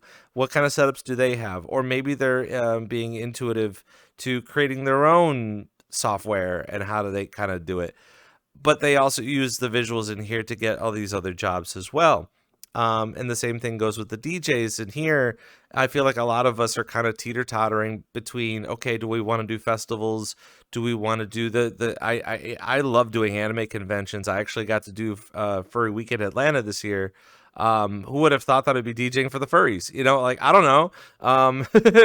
But there's a bunch of people in here that are furs that want to DJ for the furs, and getting to understand what they want to do for outreach is also just as interesting. In this particular case for you, again, it's very, oh man, there's a term for it, and I can't figure it off the top of my head, but like, being able to find a tribe in here and find some footing in Tampa Bay is miraculous, because you know, constantly you would think such a large city, it takes such a hard time to you know, gain trust with other DJs or companies that have been in this industry for such a long time. And for me to sit down and say, you know, I wonder if they have been talking about the things that you have been doing, not kind of out of spite, but just being like, oh, well, the virtual reality guys coming in doing virtual reality stuff. Maybe they gotta, I don't know, maybe they gotta do good too, and they gotta get in with that business too, because you're starting to pick up those pieces. I mean, you're going to Clearwater. You know, for those people that don't know about Clearwater, it's a whole other section that you have to cross the pond. You have to cross a whole highway that's like 3.5 miles long. It's a nightmare. Oh, it is a nightmare, especially if you have a trailer and you're going over that bridge with the people out there. Oh my god! Yeah, the breeze and you don't know. Yeah, you can't see too far in the future. But every day. But that's the thing, is like, collectively, while people, I think 2025 has been the year of trying to continue to push IRL events. Whether it's starting IRL events or continuing IRL events, or even setting the high bar. Obviously, you know, and we've talked about it with Four Seasons. Four Seasons, they had such multimedia tied into their presentation for those two shows out in Amersfoort, the Netherlands. But then when you had Shelter doing ShelterCon this year, and explaining how much money they're pumping into that, it's so hard to fathom that for someone that's coming in here to do this as a hobby. You know, like, where are you gonna get the money for that if you're in here doing it as a hobby? So it's melting my mind, because all of the DJs in here, we're trying to figure it out. And I'm not saying that there's a written handbook on how to do it, but this year has been kind of testing the idea of doing IRL shows. But I feel like you are in the forefront of getting that understanding of saying, this is the steps that I took. This is, I think that anybody could continue to do that. And again, every area is different. You know, I feel like if you were to, you might have done that in Pennsylvania. No? What was it like up there? Yeah, Pennsylvania is also like really good scene too. It's definitely, it's a little bit harder to get into compared to Florida, because Florida, there's plethora of events and open atmosphere and open arms. Philadelphia is also like, it has a plethora of events, but it's just a little different. It's a little different. You kind of have to like really like prove yourself. You have to definitely prove yourself a little bit more. I feel like a lot of my DJ friends are trying to hit up universities in Pennsylvania. Is that more of a popular thing? Yeah. Because there's so many, because that tri-state area, you're just surrounded by you're surrounded by some of the top universities top colleges, top community colleges in the tri-state area. So there's going to be all different types of frat parties and stuff like that. Don't even remind me of all the parties I used to go back then. But yeah, like trust me. Yeah, if you want to like really just get into just like the party scene and not so much the rave scene, you want to be party DJ, whatever, like that's definitely a great place to go to for sure. You will be passed around like literally like a bottle as a DJ. You'll be passed around. There's parties endlessly, absolutely endlessly. But I'm just thinking on the lines of like, listen, I think a lot of people have asked me because I try to travel as much as I can, but there's still plenty of states that I've never been to. And occasionally I hear some people that live, either in the Central Coast or the Western Coast, the Mountain Coast. Maybe not so much like around the California area, but we never really hear about those people that are in VR that are either DJing out there. I know Mayor of Texas has been doing really well with his venue, and getting an understanding of trying to do more VRChat events too. I know with Kupo literally just built something in his backyard. Fucking insane. Yeah, it like ended up showcasing a lot of the setup between the hardware and the visuals and stuff is just absolutely, again, melting my mind. But being able to have that is super, super fun.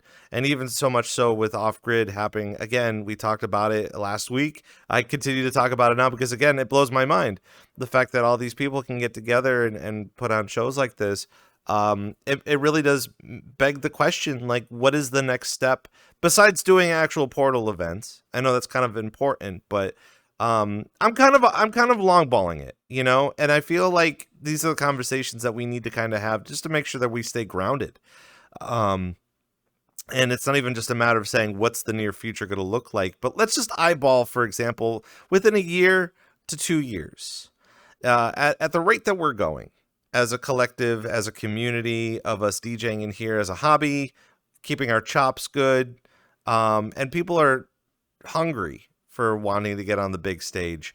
How can we collectively, I mean, again, we're doing it by doing these IRL events. What else do we need to do outside of these IRL events to continue to push the idea that there's real change going on in here? Like in terms of like, what we as the hosts and community owners do, or us as individuals? Well, I'm just saying that, like, we've seen a lot of examples of you saying that you're a VR DJ, and the next immediate question is, oh, like Ready Player One, like, like I'm sure we're all sick and tired of hearing that, but like we have to find a better way of saying yes, but at the same time showcasing and making people believe that, because I think that's what it is too, is that like I've had my fair share of saying there's a ton of really passionate DJs in here, and for the professionals that I talk to, their next question, instead of it being Ready Player One, they're saying, how much money do you make? And that's kind of that's the end dealer right there, is just saying, well, we don't make too much in here at all. But we have to continue to show the fact that outside of it being money is pure passion and pure skill. Yes. Yep. So, I mean, like what I tell people is, I don't even really tell them, I show them essentially. Like what I've done is, cause I world create as well. I show people the worlds that I've made. I plant the seed of the idea in their brain that, hey, sure, we might not be getting paid, but do you get to experience something like this IRL? No. Well, this is what VRChat offers. It offers a free, unbiased, welcoming atmosphere for beginner DJs and skilled DJs that are incorporated in the IRL music scene and the VR music scene, from stage builders to DJs to VJs to lighting designers, like stagehands, everything, every inch, every fact. This is what I tell people. I said, people that do shit IRL, they're doing this shit in VR as well. And they're not doing it for the money, they're doing it because it's fun. And it also gives them an opportunity, one, to network with other people within the music industry, because there's people that have been offered jobs because they've been talking and networking with people and showing their skills in a virtual platform. and they're getting offered these opportunities in IRL. So there is really such a good bridgeway between the two that has no need for money. Like that is what I show these DJs, and I show them the passion of what I'm doing, and they completely never ask. I've never had a single DJ that I've talked to ask me ever how much money I make in VR. They've never asked me. The only thing they've asked me is, when can I play? So it's just come off passionately and show like the best of us, show the best of what you're doing. And it won't matter about how much money you make in VR. It won't, not to these people at least. Well, the people I surround myself with at least. I don't know. I guess people are different, but me never had that problem. You think passions are going to definitely be a key player into 2026? I mean, because obviously the answer to this is that passions are going to override how much money you could potentially make. But I feel like when it comes to the amount of people that are included with passion, that will overlay the idea of money even being involved. Yeah, I think it will overlay completely, because the more we support each other, like you were mentioning the tours and stuff like that, like someone else also mentioned the same thing. Like, why don't we all like create like a central, system where we collect every single portal event going on, and this way we support each other, and we can really push this idea if we show support for each other. Because I feel like one person will throw a portal event, no one really pay attention. Someone else will throw a portal event, people really will pay attention.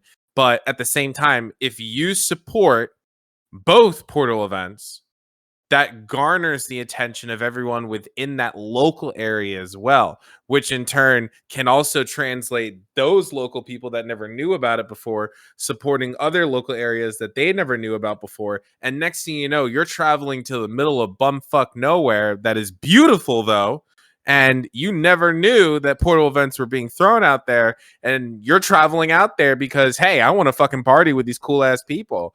And that will be the passion, as you mentioned, that will drive it. It will seriously drive it. We just need to support each other. We need to just keep doing what everyone's doing, because there's just more and more portals popping up. Every couple months, I keep seeing all these different event posts about different portals going on, and I'm so happy about it. Like, literally, like when I first did my first portal, I remember I was sitting there talking to the people that were there, and I'm just like, I hope literally like we inspire someone else to do a portal event like in this area. Like, that's all I would really want, because it only benefits us, and it benefits the scene. That's what I mean. Like, it benefits the entire scene, whether you're IRL or VR. So if you're just sitting around and you have a day off to go to a portal event, go support it. Like, go support it, because you're only making your scene better. Period. T. Yeah. And also, too, being able to going out to explore a lot of these events that you see on social media as well. People need to just say, you know what, let's go and do it. I mean, the worst thing that could have possibly happened with me and my roommate who came to the open decks that one night is if for some reason that event for us was a failure. Chicken place next door. We just go to the chicken place, get some chicken. But mind you, I did not finish that chicken. But at the same time, like, I don't know, there's always a silver lining to everything. You just kind of have to go there, and you have to find that sense of adventure. I am going to ruin this conversation by digging deeper, and a lot of this is going to be a head scratcher. So please bear with me. Kind of talking a little bit more about, again, the releases from Steam. Comparable to all of the other VR headsets that we have known about, have access to, and anything coming up down the road. Okay, we'll talk about the big screen beyond. Well, I think Vive came out with another headset too. People still have options to purchase their Oculus 3s. I own an Oculus 3. I love it. I can't get more than 2 hours of battery life out of the sucker. So, it works for what I need it for a small period of time. There's still a lot of talk online about the people that have, PC tethered VR applications. But I feel like the gamers that operate exclusively on Steam, they have heard about the Index. I own the Index. This is what I'm on right now. Yep. And then people have known that the Index has been successful. Everybody also knows that the Steam Deck has been super successful for them as well. But the gamers from Steam probably aren't super invested in VR yet, up until what they've learned so far about what the Steam frame can offer. And talking about this with my client today at work, because he's got a child at home who may begin video gaming at some point in time.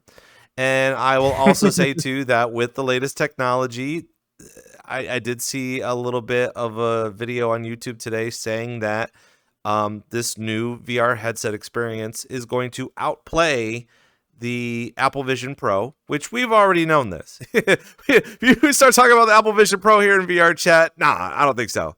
But the fact of it being the Apple Vision Pro being expensive, not saying that the Steam frame is going to be any more expensive, because it might. They're saying that this is going to be the latest, greatest technology that people are proactively going to be hunting for or getting more involved with.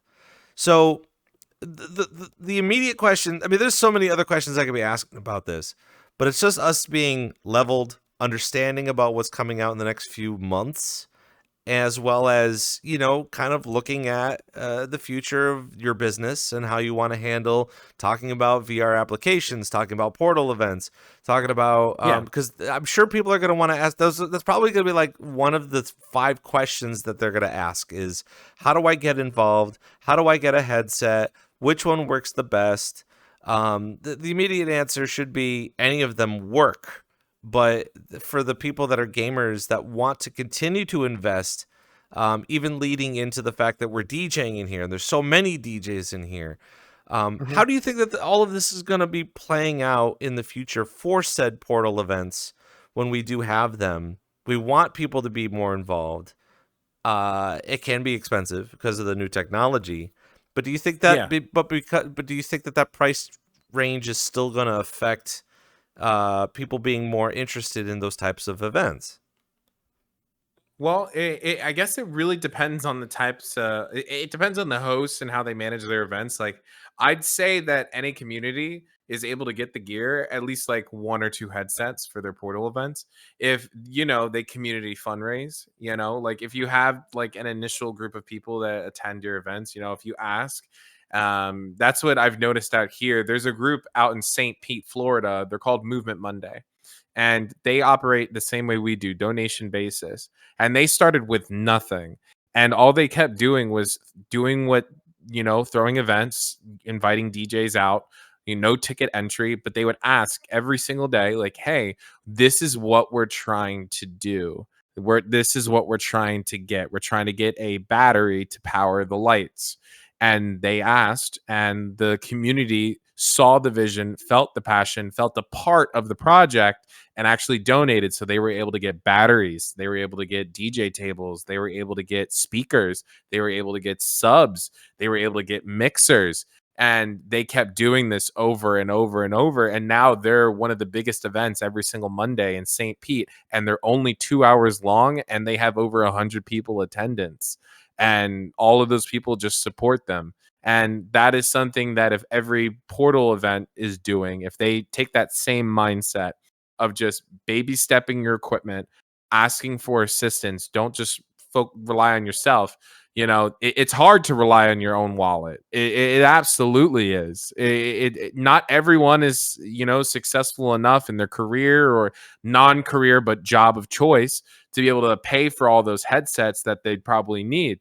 Like me personally, I would love to do that myself. Like I would love to have like 2 to 3 headsets at my portal events, like to just, shoot the shit.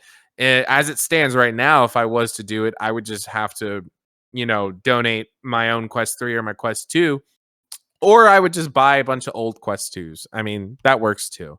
Like they're pretty inexpensive if you go for a Quest 2. But if new equipment's coming out, I would really look at getting the for portal events to entice people to get in VR, it would be the I always mix up the name, but what is the headset with the custom face mesh, and it's like weighs like only a couple of grams. I forget the name of it. the big screen. Yeah.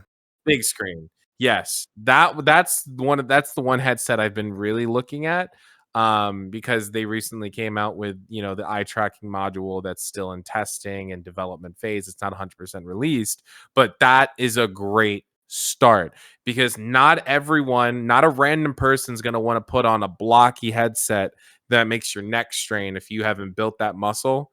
Like, because I remember when I first put on my headset, I could not hold my headset up for that long. I would just get neck strain and I would just take it off. But now, if we compartmentalize a lot of things and break it down to its simplest function, and we introduce that to people that know nothing about it, that'll give them the choice of whether I'm going to stay where I'm at or I'm going to dive deeper, which means bigger headsets, more features, more tracking features, more processing power, this, and that, like, just baby step it, and you just take your time to get to that point. I feel like every portal is going to have like a big screen beyond headset, or the new Quest headsets whenever those come out, because in all honesty, when it comes to headsets, I'd say Quest is probably, they're on the right path. Unfortunately, I wish other companies were as well. It's affordable but good gear. Like, I switched over from an Index to the Quest, and I haven't regretted it, because it's reliable, and it's affordable. And I feel like that's kind of the mindset we should go into for new VRChat ravers in the portal scene. And then they'll be able to make that decision whether they want to become enthusiasts or just stay where they're at. See, I love how you say baby steps. Do you think that people will actually take their time to learn about it, or do you think they'll be grumpy because they want convenience? Oh, yeah, no, I feel like they'll want convenience for sure. Listen, that's human nature. When we want something, we want it now. But if that was the case, there's so many businesses. Like, you could look at some of the most popular businesses, some of the most successful businesses. They took the mindset of doing it baby steps instead of leaps. And the people, me personally, I believe that the few is better than the many, because the few will always be there and they will be your day ones forever, and they will always be there to support your project. They're not in it for the quick return. And in turn, over time, it'll be better. And then those people that left because they didn't get what they wanted right away, they always come back. They'll come back. They're not going to be gone forever. They will come back. So you kind of see that where, the baby steps of this for the VR headsets, I feel like it's almost like when the Index first came out and the Knuckles controllers came out. It's just that you had the diehards that would have just jumped into it right away, that would have really wanted it first day to see if it works for them. There's plenty of people in VR chat that are kind of iffy about almost everything, which is just, it's terrible. Like, be happy for once, like, take what they're going to give you. And if you don't like it, then become a developer, make your own thing. That makes the most sense. But like, you have to do a little bit of give and take. I'm sure they can't do everything that you were hoping for. Maybe because those pieces just aren't available, or maybe that technology is not available. Again, with a give and take.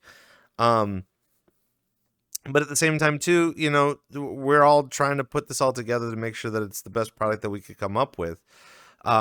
So immediately the question could be, is coming up in 2026, where do you think that all of this is going? Do you think that where do you think the DJ scene in VR chat's going to be headed? Do you think that technology is going to reign supreme with more VR applications in the future?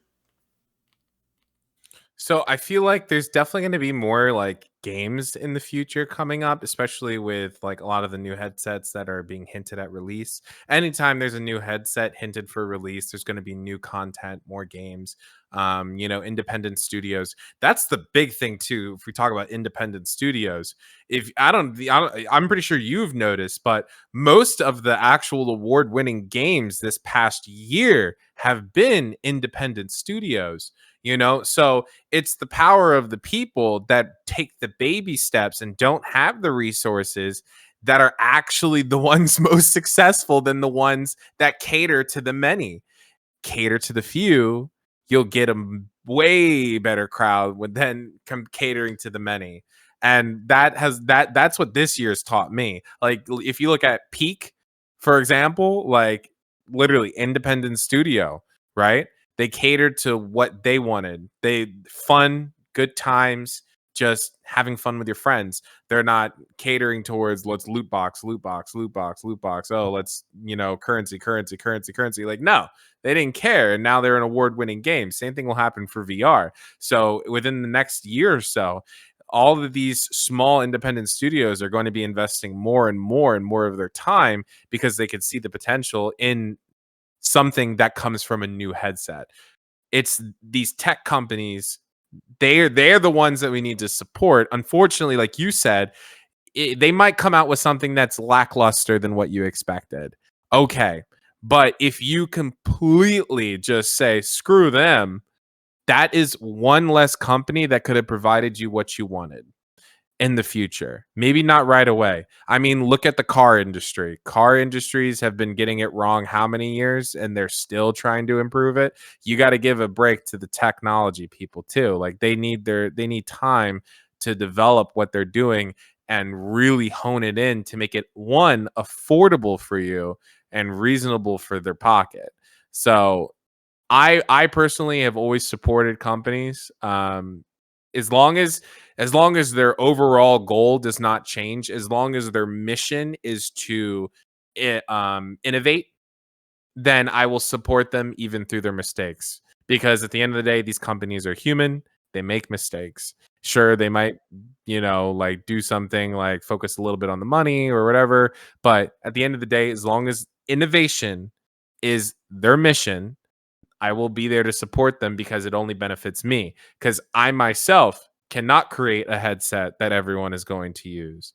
Neither can anyone within my immediate friend group create a headset that everyone can use and distribute it evenly. No one can, like, except these companies. So we need to support them.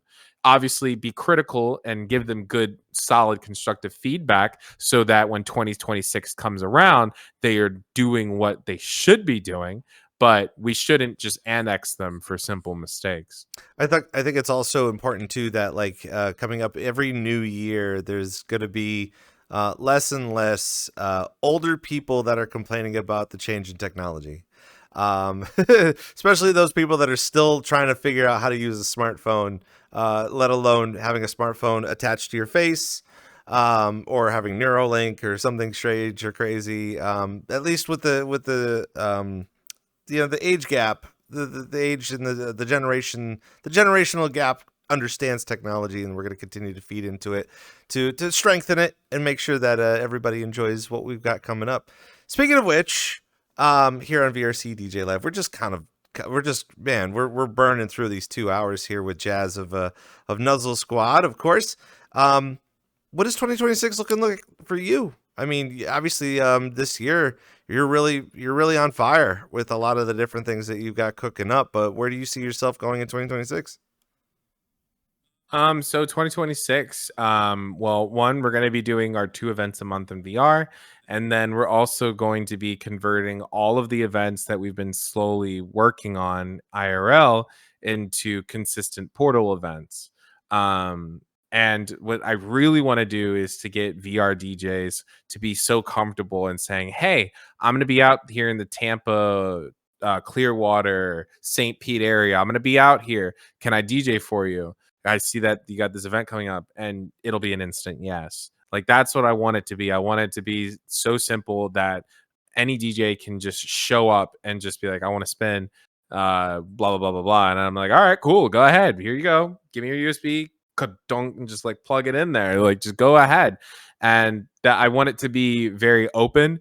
But I also in 2026 want to be able to support DJs because I know a lot of these DJs put a lot of their time and effort and money into it. I want to be able to support them as well. So the more I do side projects and work with more clients and more clients, like I've been trying to just garner more clients to work with that are interested in what I'm doing and what I'm going to be doing because I pitch them about the VR stuff too. Like they invest into us as well. That's how we're able to also do it for free is they'll give us kickback for us throwing events there as well. And as that builds, I want to be able to support the DJs in any way, shape, or form. Like it'd be so cool in 2026. I could be like, hey, you want a DJ, but you can't afford to come out here? Shit, I'll get you a plane ticket. Like that's what I want. I want to be able to make it as easy and accessible as possible. Like that's how we're operating now. Everything that we've made from donations and any kickbacks from the clients, it just sits there in an account. It doesn't get touched in any way, shape, or form. We just use it for the equipment and we use it to support the DJs.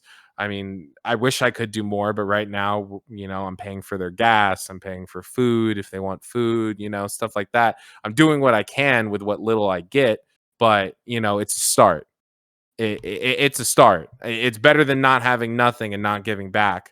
So I'm glad I can at least do something. But 2026, hopefully we can do even more. And it's always a very good give and take as well, too. I mean, a good incentive to come on out. I mean, I'm not just saying that like every event that you should like go get yourself a party platter or something, like some sort of I mean, it would probably be cheaper too. Like just like, hey, come on, we're gonna just come and DJ. We got some finger sandwiches or something. That'd be, feed the DJ as they would normally say it to be. Get some pizza rolls. Yeah, Come on, just cook up some pizza rolls, no doubt. Speaking about getting some VRChat performers to do stuff, let's talk a little bit about the Odyssey Project that you got coming up here.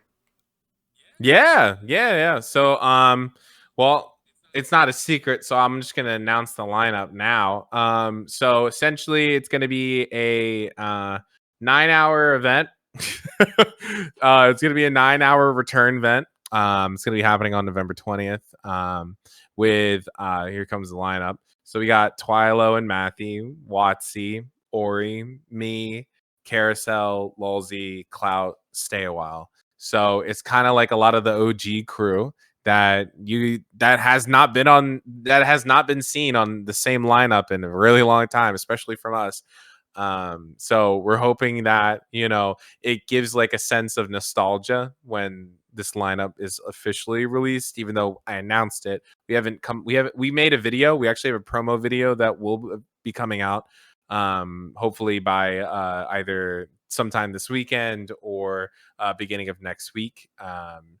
Because obviously I'm doing stuff IRL too, so I'm juggling doing promotion and stuff like that for both scenes. So it takes a little bit of time, but we're getting there.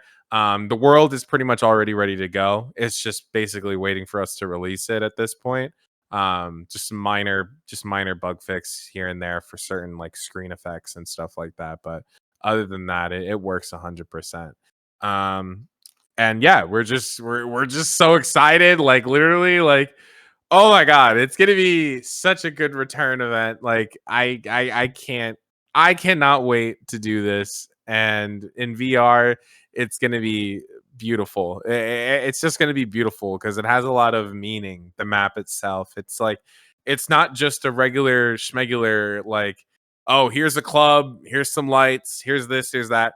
We're returning to our roots. So when I first started doing Nuzzle events, even when we were in the party scene and not DJ centric, all of our maps had a lore. And we've actually returned to that lore. So this map has a story. Once again, we actually have a story for the map, and it has an animation that'll play for you that explains the story in a cinematic animation format. That's really neat, and I'm really excited to see it. It's and I think you said it was November 20th, so it's kind of coming up. Yeah. Yeah, it's gonna come up quick, so definitely don't miss out on it.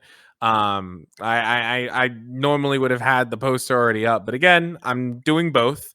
I'm doing IRL and VR promotion and stuff like that. So sometimes I'm doing my own thing, but that's why I'm taking my time, because previous mindset would have been, all right, I'm not gonna do nothing but what I need to do. Like, no, I'm taking my time for myself. There's some days where I'm just like, I'm not touching shit.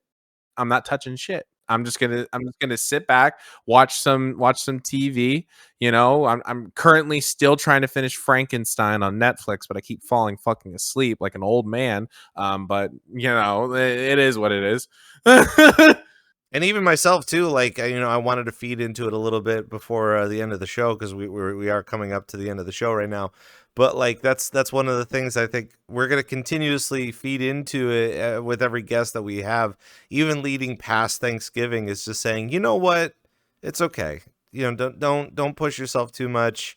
Take that Yeah. time. I mean, even last weekend, I slept. Like, I know that there were people in town, and I knew that there was things to do, but out of all the traveling that I've already been kind of doing, man, you cannot. There's not enough money or or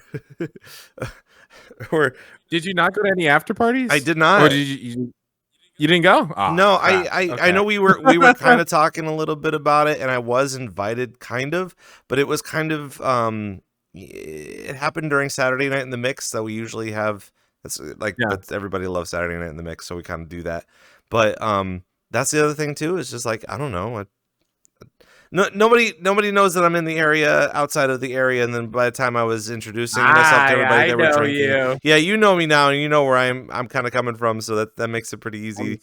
Yeah. You could always just kind of slide into my DMs and be like, Rob, just get out here, and I'm like, okay, bet. No problem with that. It's VRCDJ Live. We are sitting here with Jazz of Nuzzle Squad, and just like every show that we have here on the program, we have our quick rapid fire questions that we like to ask our guests. And because Jazz has been so busy, I don't think you even know about these. So, haha. We're just kind of moving our way here. And again, the best quick response that you possibly can for some of these questions as we wrap things up. Out of everything that we've talked about between IRL stuff and creating Nuzzle Squad and DJing in here, what is a really good sound piece of advice that you can give beginner DJs as they are starting to learn their process here in VRChat? Never think that you're not enough. Love yourself, take your baby steps, and everything will manifest the way that you want. Plain and simple. We gotta love that. We gotta make sure that you're taking care of yourself and understanding your roles in here too. Obviously those baby steps really do help with the keys to get the keys of success in here. What are a couple of artists that you listen to on Spotify, and what's some new artists that you're listening on Spotify that we can know about?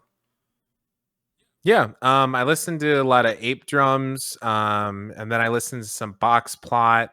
Those are probably some of my favorite producers. One's D&B, and then one's does Afro House. We've been seeing the lineup between you wanting to do more drum and bass. I know you were saying that you're getting more into Afro House now. Where's that? You're finding you're doing a little bit a nice balance between the two? Yeah, I'd say that I'm finding a good balance. I'm actually performing a DNB set tomorrow. Easy. That's pretty quick. That's IRL though, right? Like Yes. Okay. Yeah, IRL. Cool. That's Make sure you see that. Make sure you come out. If you're living in Tampa, if you're not living in Tampa, come on down to Tampa. It's always a good time. Ybor City is a very good time outside of whatever just happened a couple weeks ago. That's normal though. Like, listen. Yeah. Oh yeah. The things like that happen. So that's Ybor. Yeah, that's Ybor. the charm of Ybor. Besides the chickens. Yep. Yep. Speaking of chickens, who are your top 3 DJs in VRChat that we get to experience? Oh shit! Damn, put me on the spot.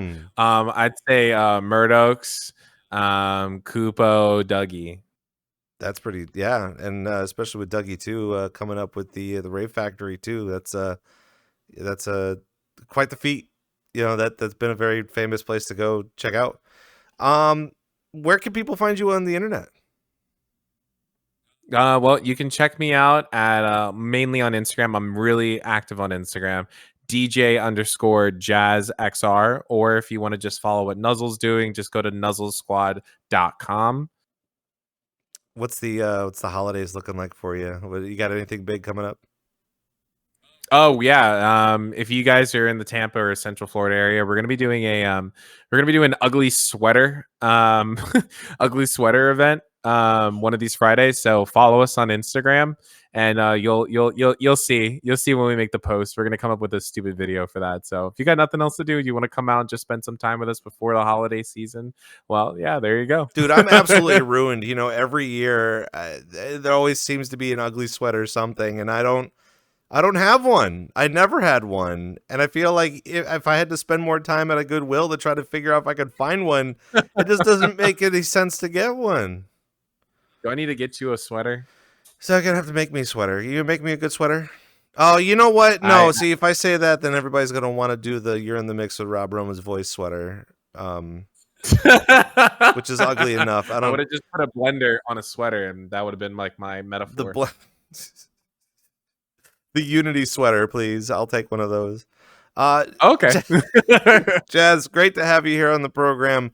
Can't wait to see what you got cooking up in 2026, especially with Nuzzle Entertainment.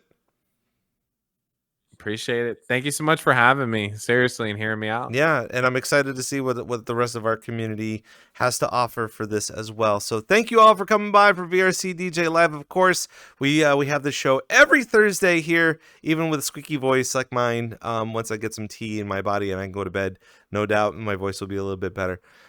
We've got a full cracked out lineup coming up for December. Obviously, we're going to have to wait a couple of days, a couple of weeks before you guys get to learn who's coming on the show, as well as some more inviting guests in January as well. For the remainder of this month, though, next up on VRCDJLIVE, we're going to be sitting down with Mow the Lawn to sit down and kind of talk about all the things that he has been contributing in VRChat, all the different things that he's been working on with the different groups, as well as doing IRL gigs, as well as getting off of Four Seasons as well, and talking about all the fun things that he's got coming up on the lineup. For Thanksgiving, we actually are taking off. People are, again, mental health is always a very key importance here on the program, and making sure that you're taking time to spend with your families. I know my family, after Thanksgiving dinner, we have to put up all the Christmas stuff, so that's going to happen. Then we can finally start playing the Christmas music. I'm waiting for that to actually happen before we start playing some more.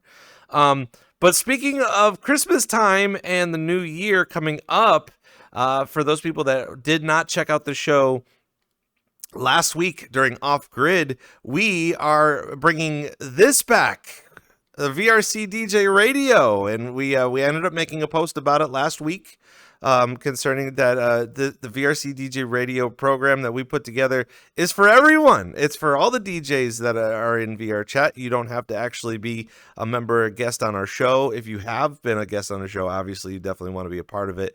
But if you would like to join us, we're doing a 24-hour radio station. We're going to be airing it here on Twitch, closer towards Christmas time and New Year's time. And we get to feature you and your 45-minute mix. All you need to do, put it together, could be any genre. Fill out the form. Let us know of your interest and when you would like to have it played. And we'll get you on there, and we'll be able to give you some more added promotion that I think everybody can use. It's not even just a matter of, oh, can you do it? As long as you put up a 45-minute mix and you send it in, that's good enough for me. That means that you want to continue on with your said promotion. So we have all of the details for you up on X and Blue Sky, at VRCDJLIVE, of course, with on Instagram as well at VRCDJLIVE. And you can see all of the highlights and replays of the show, including this show, with Jazz up on YouTube at VRCDJLIVE. So lots going on. You had something else to say? No, I was just giving you a piece. Oh, that's fair. Yeah, I mean, listen, just trying to keep busy. We're trying to do some really fun things and making sure that we're promoting everything that we can within the DJs. So, for Jazz of Nuzzle Squad and our VRC DJ Live staff behind the glass, I'm Rob Roman. Thank you guys so much for coming by, and we will see you next time. Bye-bye.